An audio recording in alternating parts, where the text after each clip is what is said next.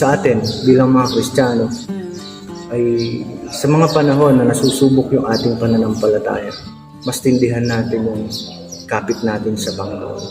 Yung enduring faith natin sa Panginoong Hesukristo. Para nang sa gayon, at the end of the day, lahat tayo ay maging matagumpay sa ating buhay Kristiyano.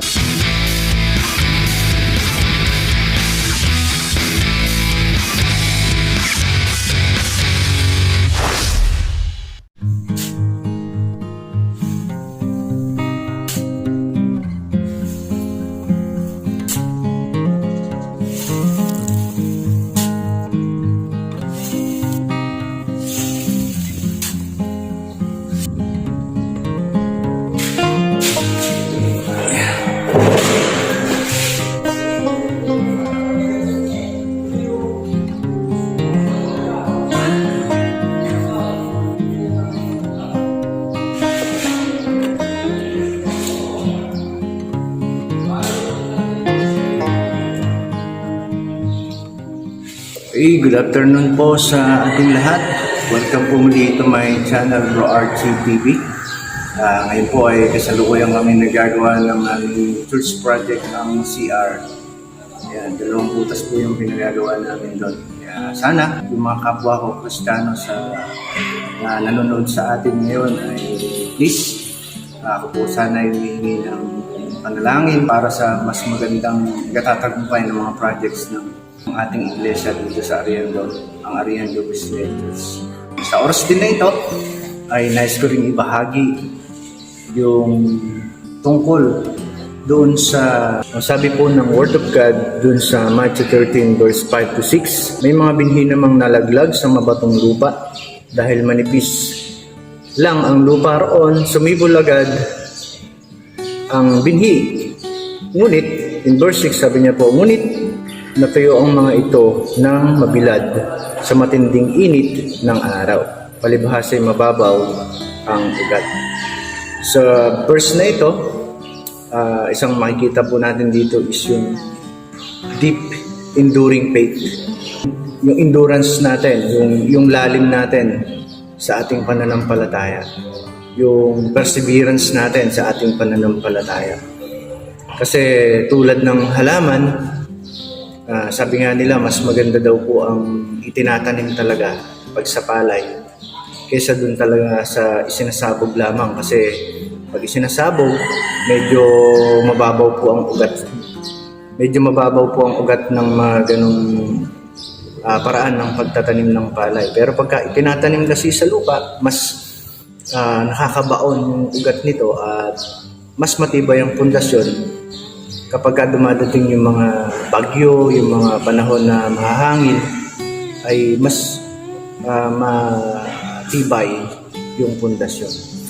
Kumbaga sa ating spiritual na buhay din po, tulad ng halaman, tulad nitong nabanggit dito, yung binhi na sumibol sa mabatong lupa, marahil medyo manipis ang lupa sa lugar na yon, kaya yung ugat niya hindi gaanong matibay, hindi gaanong katibay ang kapit sa lupa. Kaya siguro nung tumindi yung sikat ng araw ay hindi siya tumagal,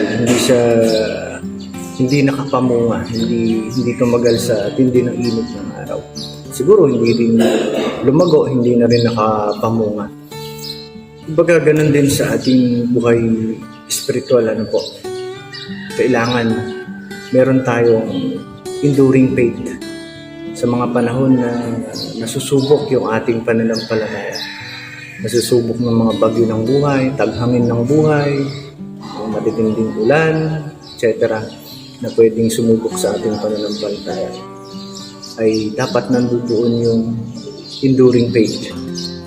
Yung pananampalatayang tumatagal sa kahit anong klase ng panahon. Either mabagyo, matindi ang sikat ng araw, ay kayang tumagal dahil merong matibay na pundasyon, maganda ang kanyang pagkakaugat. Kaya nga sa atin bilang mga Kristiyano ay sa mga panahon na nasusubok yung ating pananampalataya, mas tindihan natin yung kapit natin sa Panginoon. enduring faith natin sa Panginoong Hesukristo. Para nang sa gayon, at the end of the day, lahat tayo ay maging matagumpay sa ating buhay Kristiyano. Kaya nga, bilang refleksyon, saan area ba ng buhay mo mababaw pa ang iyong kapit sa Panginoon? Diba? Maring mahina ka ba pagka may mga dumarating ng mga problema? Sa mga temptation ba, mahina ka? Let's reflect sa mga bagay na kung saan may mga area pa ng buhay natin na mababaw pa tayo. At pag-isipan natin, paano ba natin mau-overcome yung mga bagay na nahihirapan pa tayo sa ating buhay pananampalataya.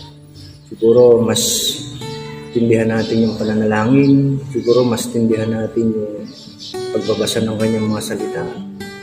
Sa mga gatherings, kailangan nandun tayo. At yung sirkulo ng mga kaibigang Kristiyano, kailangan po yun para mas maging matibay yung ating pundasyon, mas maging matibay, magkaroon tayo ng enduring faith para sa kung ano man yung mga bagyo ng buhay na daraanan natin ay manatili tayong matatag sa ating buhay Kristiyano.